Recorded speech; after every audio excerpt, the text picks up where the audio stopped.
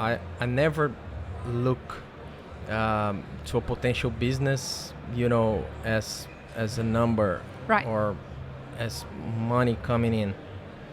But I feel that's the natural consequence of doing the right things with the right people. This episode is proudly brought to you by Mapper Forward's workshop, It's Time to Become a Coffee Consultant. Learn how to diversify your revenue streams and create freedom from your day job while saying goodbye to that alarm clock forever by becoming a consultant within the coffee industry or directly to consumers who have shifted towards home brewing and home roasting.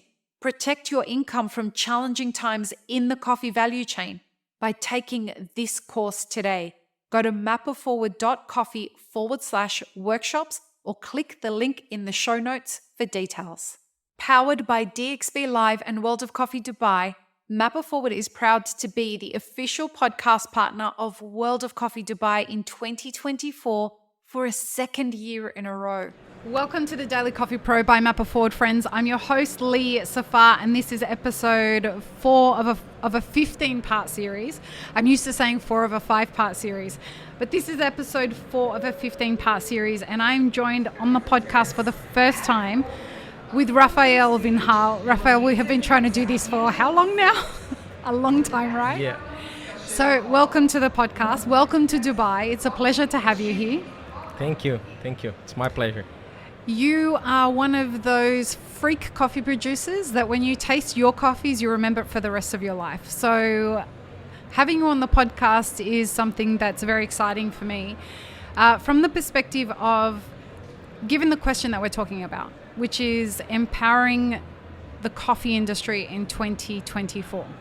Before we talk about that, do you want to introduce Vinhal Cafes Artesanais? Yeah. Did I say it Really? right? Yeah, Vinhal Cafes Artesanais. Yeah, I'm trying. Yeah, but yeah. Tell everyone where you're from. Real quickly. So Yeah. I'm third generation on my family producing coffee. We're based in Cerrado Mineiro, Brazil. Mm-hmm. We've been, developing our business mainly focused on quality for the past 15 years or so. Mm-hmm. And since 2018, we started running our own trading company. Nice. So we're also focused on the global market. And basically, that's it. He's being super humble, folks. And he's being super humble if you've tasted Rafael's coffees before. They're the kind of thing, I've told this story a few times. But for those who don't know, I tasted your coffees for the first time at MICE. And I was walking around MICE with Marco from the DMCC, and we were just trying some coffees. And we tasted these weird coffees at a stand, and we thought for sure these were infused coffees. And the guy who was serving the coffee said, no, they're not infused at all. And we didn't believe him. And he said, go speak to the person who brings them into Australia. So we went to Southland, and they said, no, they're not infused coffees. And we were like, bullshit. And then we had a chat, and it turns out that, no, they're not infused coffees, but they are memorable coffees. So clearly when it comes to the idea of processing coffee, you guys are doing something quite interesting and innovative. So when it comes to empowerment, does innovation play a role for you in empowerment? 100%. Is that 100%. Where you want to go with the answering this question? Yeah. The answer for the question for me is pretty easy. Okay. If I'm doing the right thing, because basically my answer to the question is what we're doing. Right. So first of all, just two yeah, please. Two 2 points. Small data. Only in Cerrado Mineiro, we're more than 4,500 coffee producers. Okay. Only in Cerrado Mineiro.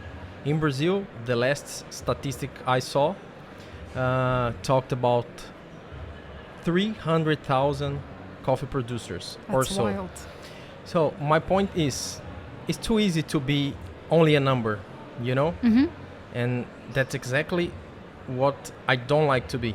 So I want to stand out in the middle of so many producers and so many good producers. But maybe innovation is a way. Other producers, find other ways. So maybe with carbon neutral production or quality or marketing and everything. But I'd say what kicked us off to the world was innovation. And I'm not talking about 1 or 2 years. So we started to make these crazy experiments back in 2006, 2007. So we're talking about over 15 years. I love this. That's a long way of trial and error. So basically, yeah, no doubt innovation is super important.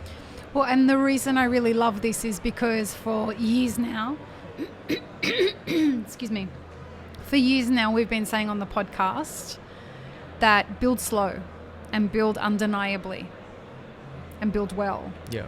And don't build outside of your means. And there will come a time when what you've built stands the storm. And if you build undeniably, then what you build, people will see. They don't need to be convinced of it. They just get it immediately. Yeah. If you build well and you build something that isn't trying to trick people, your coffees aren't trying to trick people. Your coffees are just honestly delicious. Like that. And I don't say I'm saying they're honestly delicious. I'm saying that they're just being who they are. They're not trying to be something else. You can't compare what you're doing to, well, let me say this way. I have never, ever tasted anything like your coffees. We don't work together. I'm not your consultant. We don't do business together. You don't do business with any of my clients. I get nothing out of saying this. I admire people who build well. I admire people who build for the long game. Yeah. And when you and I had a conversation and you had told me, we've been working on this for a long, long time. Yeah. You had me. Why? Because far too many people in this industry are doing the opposite of empowerment. They're trying to convince people that you just got to follow the trends, which is the opposite of innovation. Yeah. And so what I'm really impressed by is that you guys are, I don't know if you call it pioneering because I don't know how you process your coffee, but you're definitely just in your own lane. And you're not looking to dominate the world. You're looking to build a sustainable business. 100%. Excuse me. Which, to be honest with you, I think that's massively empowering for people out there that are trying to figure out what 2024 is going to look like with all the volatility that's around us. Yeah. They need examples like you, no matter where they are in the supply chain, to do that. I've got to ask you, if you had a tip for someone that was looking to get to where you are, like a big part of building a business over 15 years. I know it's not just you. I know you've got your family involved in all of that. Yeah. When you're doing something like that, what do you think the superpowers that you have to have in order to build over an extended period of time are? Directly to the point. Add value to coffee. Wow. And build strong connections. When you say that's strong connections, what do you mean? At the moment we are right now,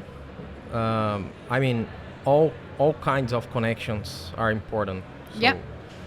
With, our workers, partners, fertilizer suppliers, yep. Even when we talk about a coffee crop, which is a open sky industry. Yes. Even with a kind of, God or something, yeah, you have to have a existence. You have to have a connection. Yeah. But the main point for us today, where we are right now, is with customers around the globe. It's funny you say that because Noah, was saying on the podcast, the first podcast of this series, he said that the relationships that you have in your supply chain and the relationships you have with your suppliers is going to be a really important part of being empowered and empowering the coffee supply chain. So it seems to be a theme that's emerging in some of the conversations that we've been having, that the strength of the relationships that you have with your supply chain is really important. The connection I had with you at MICE and the coincidence of it was beautiful. Mohammed Marhum just sending you a picture of the samples I sent him, and we were just side by side. So these are all connections. Yeah. You know, the fact that I'm here, connection. Totally. And you know, the thing that I don't think enough people pay attention to is that business is not just about numbers. Business is not just about coffee. Business is about, like you were saying, like a deeper relationship. And, you know, I have no problem talking about the fact that we all have an intuition about life and whatever other language it is that exists in the universe, whether people call it signs or whether they call it praying or whether they call it whatever. I'm not a religious person at all. I'm a scientist.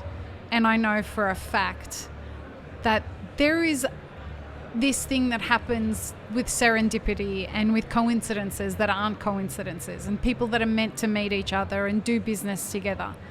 And that gut feel that you get about somebody, right? Yeah. It's a part of knowing how to do good business. And yeah, I totally agree with you. I never look to a potential business, you know, as a number, right, or as money coming in. But I feel that's you know, the natural consequence of doing the right things with the right people. So you never see me, you know, bargain for money instead of adding value, making a friendship out of business, you know. And it happens all the time. Yeah. You know, just quick story. Please. I sent the very same coffee lot to like 12 different roasters in Europe. Yeah. And one of them just denied the coffee. Okay. Saying it was not the coffee I offered him. And it was the very same batch I sent to, you know, over 10 other roasters. He asked for a 50% discount to keep the coffee. And I said no, not because of the discount. No. Because I sampled the coffee. I shipped you the sample. I packed the coffee. I know where it came from. Yeah. I personally checked it. Yeah. And I know I shipped you the right coffee. So you can't have the coffee now. No. And then I called this other roaster, a friend of mine, Daniel Horvat from Ireland, and told him the story. Just looking forward to, you know, maybe because the coffee was already in Europe. So maybe asking him if he knows another roaster who could, you know, take those bags and everything. He promptly... He put his hand up promptly? He promptly said, no, I'm taking the coffee. He had previously bought 10 bags, and then this other lot was 13 bags. So he more than double. And you know what? I gave him the 50%. So it's not about the money. That's the kind of business that I like to see people doing. You know? Yeah. There's this weird race to the bottom in this industry. And I would like to encourage so many more people to have this idea of doing good business. And I promise you, when, like, for anyone who's listening who is unsure of how to do business, we're both examples of people who only do good business. We are not interested, and I would rather go hungry than do a bad business. It's not worth it. And And I promise you, no matter how much you think that it's not worth it, don't be a part of the big crowd of people that are doing terrible business. It's not going to work. And in the long run, in the challenging times that we're facing now, this is when it pays off. Yeah. This is when people want to do business with people who know how to build for the long term. Do you find that the relationships that you have with people and that you've cultivated over a long period of time, does that give you a confidence? Does that empower you as you move into like 2024 and 2025 are going to be very interesting and volatile years for the coffee industry? Do you feel empowered by the work that you've put in over the years to be in the position that you're in now? 100%. Why? Because we build relationships based on value. You know, I see too many people, not only in coffee, but everywhere, talking about price. I don't talk about price. I talk about value. You know, yesterday I was talking to a new importer we're working with here in Dubai, and he was telling me sometimes he makes blind cupping sessions, and people get amazed with our coffees. Right. Oh my God, this coffee, this and that, I want to buy and everything. But when he opens and he says it's Brazil, then people say it's too expensive. Why? It's price. Yeah. I'm not talking about price. I'm talking about value. Yeah. So 100% sure this guy doesn't know me.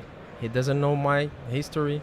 He doesn't know about this 15 years. Yep. We're working pretty hard to reach the results we're reaching right now. So. And this is a person who's just interested in price rather than value. He's not your customer. Yeah, not at all. He's not your customer. Not at all. And we teach a lot of that in our consulting. Yeah. Like, if somebody is going to not recognize the value of what you're doing, they're not your customer. Go and find your customer. You're looking in the wrong room for who your customer is. And that's a perfect example of that. Like, just because someone doesn't want to buy your product, it doesn't mean that you have to try and sell it to them hard. They're just not your customer. I think the thing is exactly the opposite. Tell me. Maybe sometimes I at this point we are right now. Yeah. Sometimes I need to choose who I'm selling my coffee to. Right. Because I don't want my coffee to be in every corner, you know, for two reasons. Yeah. First, I'm talking about outstanding coffees. So they really are. It reminds, it's, you know, 100% linked to exclusivity. I call your coffees, they go in the category for me, we call them experience coffees. It's not everyday drinking coffee. It's an experience coffee. And you can't find it in every corner. No. You know? It loses that exclusivity thing. Yeah. And the other point is talking about good and long-term relations. I need to choose my partners. Yeah, you do. And I can't, you know, put 10 companies importing my coffee here in Dubai. No. It doesn't make sense. You have one partner here, right? Yes. You're more than welcome to mention who it is. And I don't have a exclusivity contract signed. Yeah, folks, can I say something on that? If a producer is asking you to, or an importer or anybody is asking you to sign an exclusive contract, I think you might want to think twice about that kind of behavior. You know, it's not good business to trap someone in anything. But you know what my point is? Tell me. I don't need to sign a contract because I want to build this relation. So I work like this in Australia, in Korea, in Europe, and I'm going to work like this here too. Because that's a way to show value to the partners. Yeah, and so we need to be coherent, you know. So What does it mean if I come here to the podcast and say, oh, we need to build great and strong relations, and then I don't, Yeah. And the product is more than just the coffee. It's the relationships. It's the way that you do business. It's the way that you show up when things get hard. Like that's a part of the product as well, right? I always say, I don't sell coffee. What do you do then? I sell history, excellence, from management to cup profile and long-term relationships. That's it. What do you, when it comes to, you're coming into a new market, right? This is a new market for you guys. How do you see your coffees empowering this region? Because there isn't anything like it here, in my opinion. So how do you see that? It's not that there's nothing as good as it. You're just in a different lane. It's a very different category of coffees. So what do you see the role that your coffee is going to play in this region?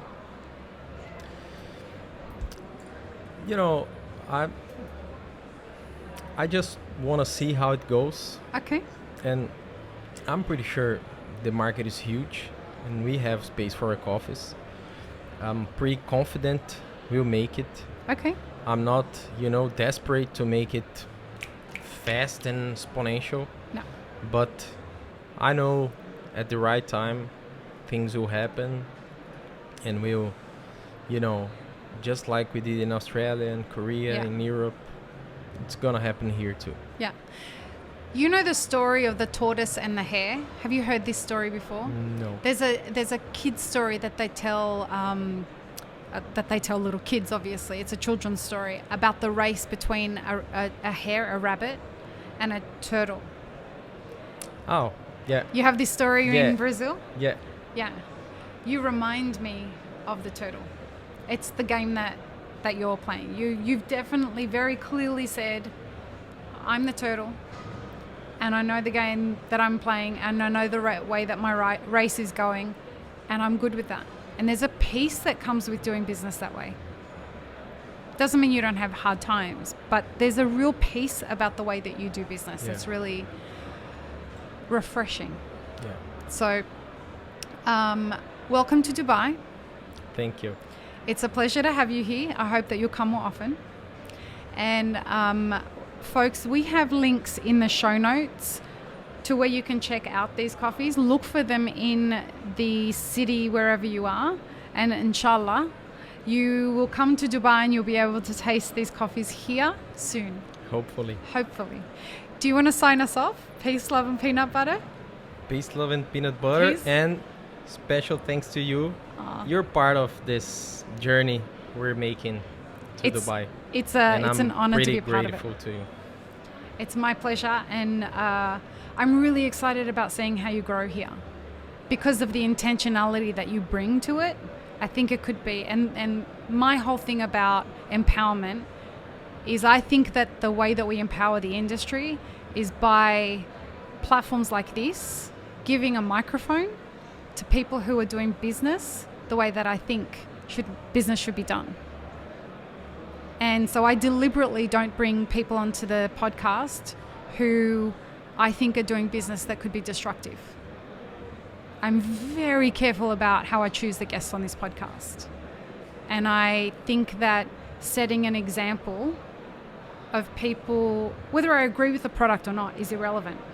But building sustainably and building for the long term and building in a way of, we're about to see a lot of businesses go out of business.